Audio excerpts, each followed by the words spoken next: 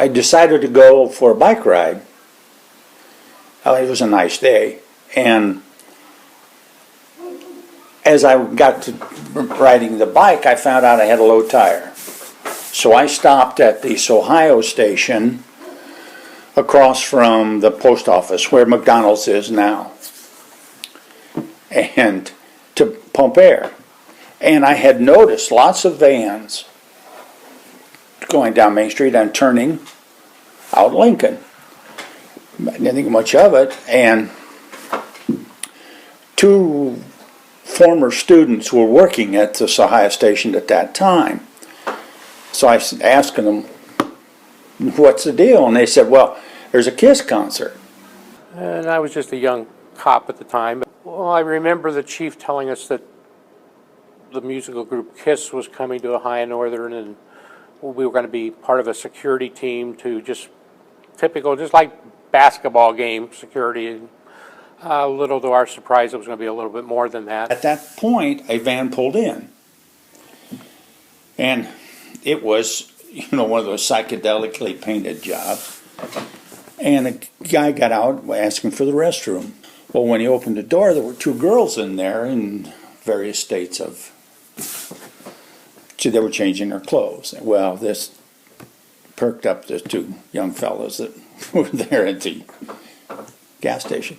So anyway, I thought, I got to find out what's happening. So I just rode my bike out Lincoln, and Kinghorn, that was the first thing. It had just opened. It hadn't been open very long, I don't think. I think it was the first big thing there, and it was just surprising.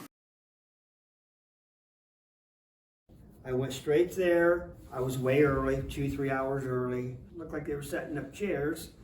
So I thought, you know what, I'll just go in and help. So I'm setting up chairs and I'm acting like I'm supposed to be here. And then later on, we were all done, and I could tell they were getting ready to do something on stage because they had amplifiers were set up and stuff. And somebody was getting ready to do a sound check because, I heard sororities were kind of like checking guitars. And by then I had kind of mingled my way back to the mixing board, which was up on scaffolding in the back. And I'm looking up there and I'm thinking, man, it looks pretty cool. And the guy looked down at me and I go, how is it up there? And he said, pretty good, come on up. And I'm like, okay. And so he let me come up there and I was checking out some stuff. And I remember KISS came in without their makeup and they did a sound check. And I didn't realize it was them because not too many people had ever seen KISS without makeup, ever. I ended up watching all 3 shows up on that mixing board platform. He came in and he was dressed like, he had his face painted up like Gene Simmons. Because he had yelled at me about, how did you get up there? And I'm like, I've been here since 2 o'clock this afternoon, dude. And then the flock came on and the show started after everybody came in. Also, I did my shirt like Peter Criss, and I shredded the sleeves. And we were front and center. We got the best seats in the house. Yeah, some of my fondest memories was I'm a sophomore in high school. The night of the concert, I was a high school baseball player. Me and my 3 fellow teammates were going to go to the concert, and that's before our baseball game. That's all we could talk about is the KISS concert. KISS this, KISS that. And we played Elida that night, and we go out and we get beat. A game that we might have, should have, could have won, but didn't win. And our coach was ready to kill us the next Monday because if I hear one more thing about that KISS concert, you guys are gonna. I can't say that. It's things that he said I cannot repeat. But he was very ticked at us for losing the ball game because we weren't on the game. No, I had a baseball game, and like I said, we just got done with the game, jumped in our cars. We didn't even take showers. We drove straight to the game. Straight to the concert. I was just ready to turn 16. We just completely were blown away. 75 at the Toledo Sports Arena. We were eager for them to come back. The way we found out about it was we went to Toledo to buy the new album because we knew that was coming out because the magazine said so. And it's like, hey, they're coming to concert down in Ada on the 9th of May. So we buy the album, and it was so we had to buy the tickets then too. We got the tickets, and then we had to figure out how we were going to get from Wasion to Ada and back. My friend Norm Scheid, who was the same guy who took us over to get the album, the Kiss album, we got him talking and driving us down to Ada. I think we had like 2 FM stations that you could probably pick up around here at that time period, and most cars didn't even have an FM radio in them. You had an AM radio in them. I was 16 and I turned 17 that month, so I was pretty much about 17. At the time, I think we were all shocked that they were showing up in Little Ada. I don't remember exactly if we really got that much choice in the seating, because they ended up in the bleacher areas of the seating, but they had all the folding chairs down on the floor. Well, yeah, the place was completely packed. I remember wanting to go to that concert. My parents wouldn't let me go. I was in junior high. Although one of my buddies went, who was in the video. I would have been in just at the end of my 7th grade year. So, in 75, that would maybe, what, about 12, 13-ish? Back then, bands would put out albums like 2 or 3 a year. And they would tour, because we were in the what was called the Iron Triangle of Detroit, Cleveland, Toledo. And so bands would play constantly. They would just keep going back and forth between those 3 cities. We really didn't know, nor did our parents, what we were getting into. I think I probably had the tickets before I convinced my parents, that it was okay for me to go, because they were not convinced. And then this parent of a classmate went along, but I do remember trading the second ticket for an Army bugle, because I was playing taps for military funerals. That was my first paying job, playing taps at funerals. And anyway, yeah. So as long as I was holding one ticket at the end, I was happy. Well, you just jogged my memory, because that's exactly where the tickets came from. Mine Dust Records and Elida. Anything off the wall music-wise you could find there. Oh, Mine Dust Music. Okay, that was probably, yep, no, I did talk about that. That is probably where we got it, because back then, Mine Dust Music was out in Elida. I didn't prepare much at all myself, but my one friend that went with me, there was a group of them that were coming over, and they all decided they were going to paint up like Kiss characters. So they spent all day getting painted up, and actually they looked pretty good, but they also decided to party all day while they were doing that. When I picked him up, I think it was a little bit of a long evening for him at times. Most of these people had their faces painted. They weren't all like Kiss characters, but all this stuff, and I'm thinking, this is hardcore, fanship here. Rolling Stone, he showed up with his face green. I said, "This ain't Devo. This ain't Devo, Raleigh." I said, you gotta do some touch up on that. I suppose people that weren't real sure about what was going on, that just added to the attractions they was coming for, or the distraction as they was coming through the door. And one time I ran out of grease paint, and I used model paint for my black on my eyes. And I tell you, boy, I don't recommend that. I had to use lighter fluid to get it off. I was like in pain. Oh my God, I'm gonna go blind taking my makeup off. We used to ride around the square up here at Kenton with our faces painted. When we have our class reunion, they always ask who was it that did that. I said it was me and Ike Hamilton and Jack Rensing and. Myself being the first concert I ever went to in my entire life, and me being just 14 years old with a date. Well, we didn't come in the main door. We came in kind of the back door.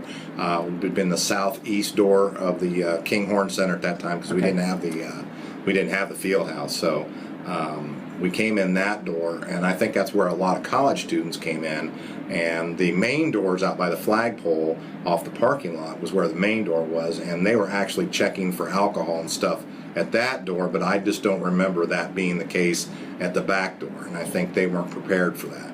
Coming in the door, it just seeing this gauntlet of deputy sheriffs, 6 on each side, just patting everybody down, and and then this kid in front of me, a couple of them, he painted his face like Gene Simmons, and and nobody did that back then. That was pretty new, but now it's more common. And I knew Sheriff Baldridge. I'd gotten my fingerprinting merit badge when I was in junior high, and he looks at that guy. He gets this contorted look on his face, and he's like, "Grab that guy!" And he sent several of the deputies over and threw him up against the wall. And it was just because his face was painted there. They kind of went like that, They patted him down there, and we just kind of walked on. It wasn't our business what was going on there, but I'm sure he was, just coming to a concert, just enjoying the show. Well, they've always tried to do that. They've always tried to catch you walking in the door, with something, Hey, can't take that, The crowd started building way early in the afternoon. Our job was basically no cans, no bottles, no smoking, and if we saw anybody smoking, we were supposed to walk up to them, tell them to, douse a cigarette. Smoking wasn't allowed in here. If we have to tell you again, you'll be kicked out of the concert. But we did not expect what went on that night from a small town police department standpoint. There were semi-trucks that said KISS on them. I think they were black. And I thought, man, this is heavy-duty stuff. We walked in, took a look around. The gentleman, the parent with us, looked up at that radio booth and said, "We're going there." We climbed up a little metal ladder. That may be the same ladder that's there now, and got in this open cagey booth. And that's where we sat. There were some rickety folding chairs there, just the basic tan folding chair. And I don't even know if there were enough chairs for all of us. A couple of us may sat and dangled our legs over the front, and there was a railing to it. And everybody else that tried to crawl up there, he told them, "This is a private booth. No entry, sorry." There were people all around, basically Kinghorn, like on blankets and that. They didn't have a ticket to come in, but the noise would be so loud that they could actually hear the concert from outside. It was very chaotic in the very beginning trying to find a seat, but I ended up down within probably 10 or 12 of the front rows right in front of the stage. We were trying to watch the concert, but there was so much other stuff going around us, you were just constantly seeing different things going on. I think there were a lot of Rush fans. I don't remember any warning, any announcement ahead of time that Rush wouldn't be there. They just weren't. But I did know that Rush was not going to be here, and that I don't know if we heard during the day or if we heard it coming in that night, maybe standing in line out here, that they weren't here. They weren't coming. I happen to know one of the men who worked at Northern at the time. I think he ran Kinghorn or McIntosh Center. I think he did. Anyway, he was standing there. Anyway, I got in, and there were no seats or anything, so I just went in. I just had a pair of shorts and t-shirt on, and I stood inside, right inside the doors to the gym, Kinghorn, just leaning against the wall there and see it. And the crowd was really restless, and evidently who they had come to see, I think it was Rush, didn't show. And so there was another group, and it wasn't the James Gang or anybody like that, it was somebody else. And the natives were a little bit restless as a result. Coming in, and then all of a sudden the band you came to see to open the show wasn't there. Not a good way to start a show. Yeah, I remember them.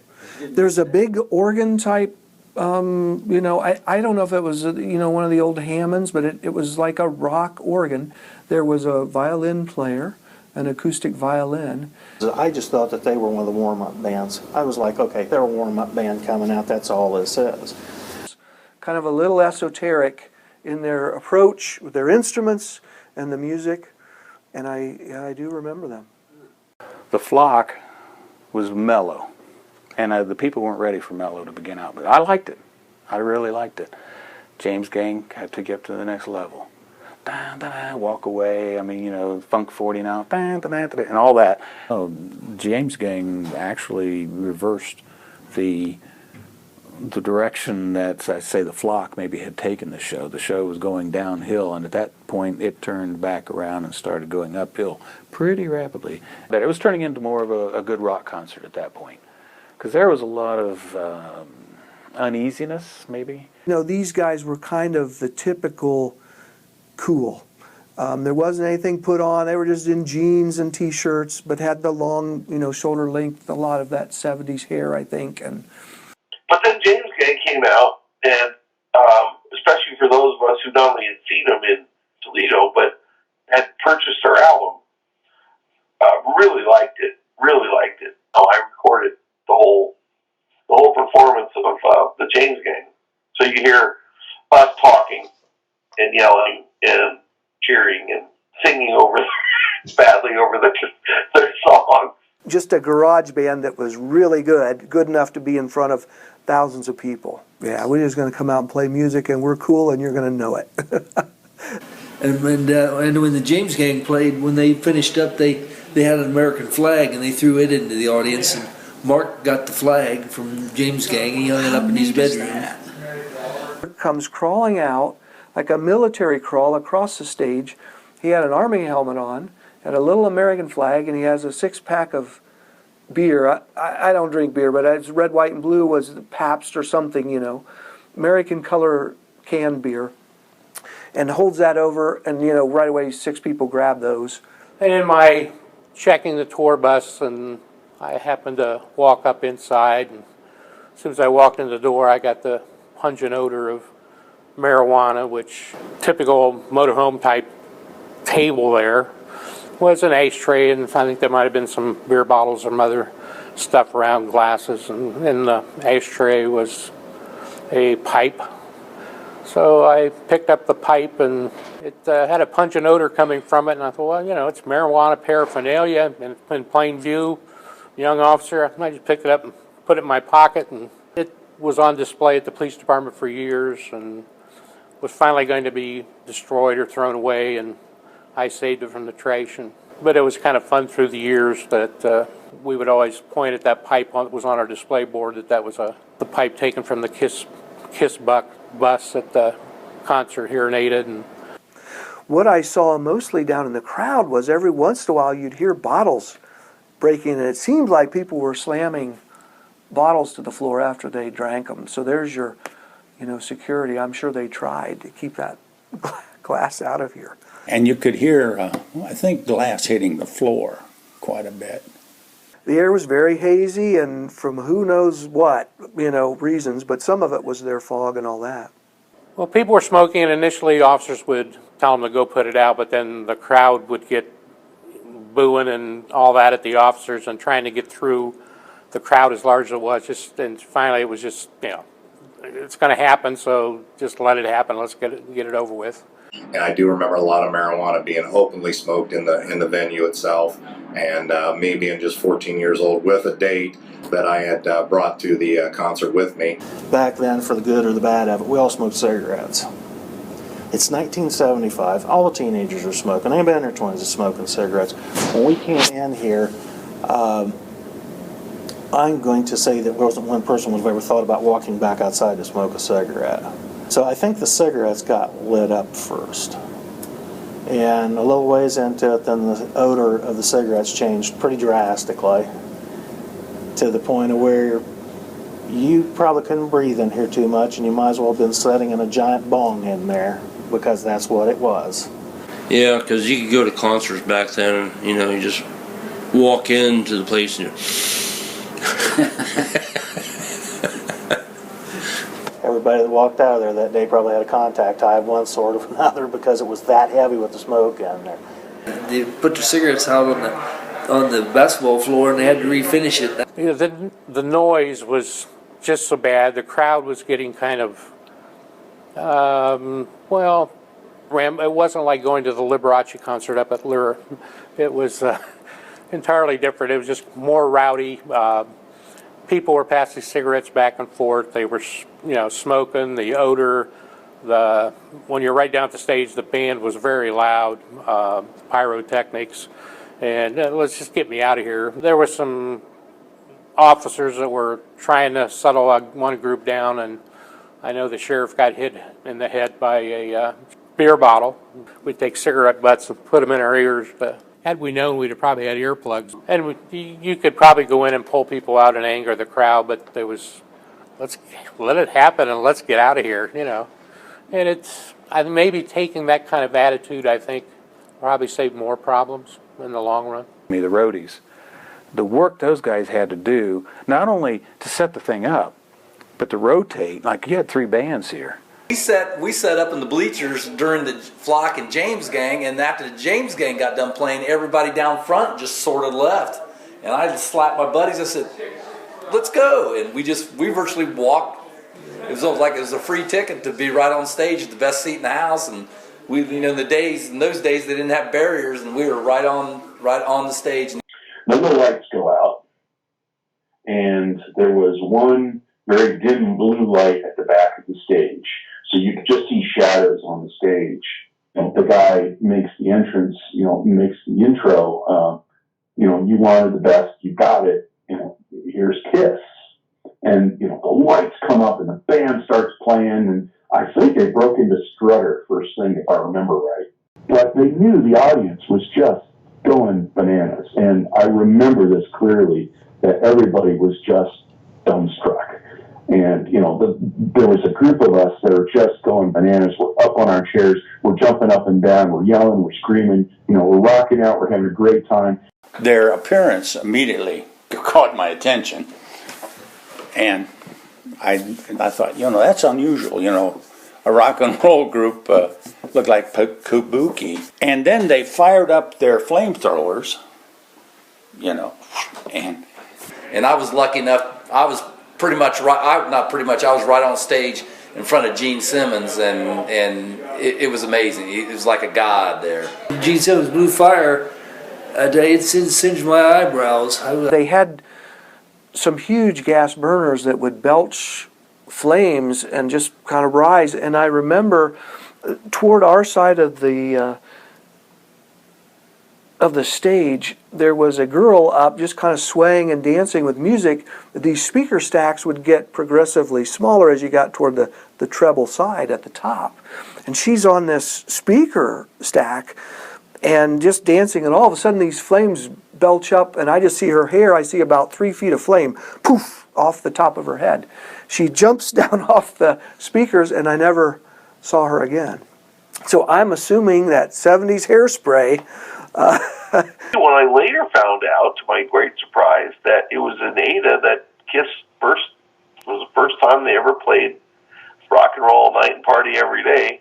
While they were performing, he takes his mic and he points his mic out like to the audience, and I grabbed his slimy mic and then he pulled it back real quick. So I'm like, okay, this is my chance to get my souvenir. So I tear off my shirt and I jump down off my chair and I run to the front of the stage. I leap up and I grab the front of the stage somehow and I haul myself onto the stage in front of Gene Simmons, and he's looking down at me like, uh-oh, what is this guy going to do? And I crawl up to him, and they're still playing. They aren't slowing down. I'm still playing, and I wipe up the stage with my shirt. The roadies saw it, and they were I happened to catch a glimpse at their faces, and their eyes are getting real big. They had not expected this at all. I look up, I give Gene a quick wave, and I turn around and I hightail it off the stage, and our little mosh pit there, and I have my trophy in my hand. I have my bloody Kiss shirt. I remember that. Some fan jumps up. He gets up and he rubs his shirt in it. I remember that. Mops his shirt, this blood up with his shirt. Ed took his T-shirt off and mopped it up off the stage, and he said, "Keith, I'm gonna wear that to school. I'm gonna wear that to school tomorrow." And I remember now being a bit of a celebrity because of it. Well, as much of a celebrity as you can be in high school, right? And I kept that shirt long time, and somehow Mom found it and saw it and said, "Oh, I've got to see if I can get this out for him," and washed it. I remember being just so crushed that she had ruined my trophy. Some of the KISS fans with the painted faces were crawling up on the far side of the stage and running across the edge and jumping back down into the crowd. And I think they were getting wider paths, getting over closer to Gene Simmons on that side. And KISS had some stagehands that just, to me, looked enormous, you know, like Arnold Schwarzenegger type people. And they got a hold of one or two of them and just put them out, launched them into the audience. I do remember that. I know that happened at least once, and that ended it. It was hot. And I mean the song, pardon me, but Harder Than Hell, it was hotter than that there. You can't explain, you know, when they fired up the pyro, you know, and all that stuff, you know, that was like new stuff back then. And it would send your eyebrows off if you were too close, but they didn't care. The heat in here was incredible, and a lot of those folks, their makeup was just running. Really? All these, you know, these painted faces. There were both genders, male and female, with them painted, and a lot of them were crowded right at the stage, and it was hot in here. When KISS came on, the pyrotechnics and stuff there, oh, they rocked the show. They just were incredible there. But it was cutting edge at the time. This was kind of going a step beyond. 60s, people a lot of times before Woodstock would just go and just sit. And you didn't hear anything. And they didn't participate. And maybe at the end they'd a courtesy clap, you know. Now you start moving into the 70s and things are changing rapidly. And I'm not saying that they were waves carrying people around yet, but I mean, they were fist pumping and hooting and hollering, yelling, screaming, whistling, whatever you want to call it. They were starting to participate in the shows. But, and to me, they were very much a live band. You listen to a KISS album, you see them live, that's what KISS was. So what they did was very polished. Keith became a massive KISS fan because of that. Well, I've seen them 7 times after that. Of all the groups that we've seen all over the years, I mean, we've seen a lot of different groups all over the place, but KISS is just one of those that just like sticks with you. You know? The show, that was what got KISS going. They had their hook. That's what got them going. Live. And it was just simple guitar music, vocals with the riffs and the lead playing of Ace, you know, Frehley in there, and it was the real stuff. So they sounded like KISS that night. Everything about them. They sounded like the album, practically every song. Seeing KISS for the first time, you know, we knew the music, but once you got over there and saw it, and the pyrotechnics was so loud, the fire was so hot, it was impressive. You know, people would come out and they'd say, clap your hands and blah, blah, blah, do this. These guys would actually say, get up, clap your hands, holler, you know, and it's like, whoa, okay, you know, you got to really participate. These guys mean business. It was just awesome. That's all there is to it, you know. Never seen something like that before and probably never will again. And they could pull off the theatrics while they were doing that, because there was a lot of, you know, they had these huge platform things in this tight, I don't know, it was partly spandex, leather, whatever, and sequins and bright, you know, things that reflected in the lights all over their clothing. And, you know, they'd put their legs out and rock and strut and step with those great big heels and all of that bigger than life stage antics that went on. It was like they demanded your participation. They demanded your attention. It's like, you're not going to pay $5 and sit on your can. You're going to get up and rock, you know. And not only they rock and rolled all night, partied every day. They did it. I mean, it seemed like there was always a group of kids somewhere that played music. Now, I wasn't one of them, but I mean, there was always somebody somewhere who'd put a band together. You don't have that nowadays. I never hear that at all anymore. But I think that also kind of fed into this whole thing too. But I've played guitar since I was 12 and play, you know, fairly seriously acoustic. Back then, you know, all the Vietnam and everything was going on, and the groups, and you had to keep your sanity one way or the other. You know? So you got into music.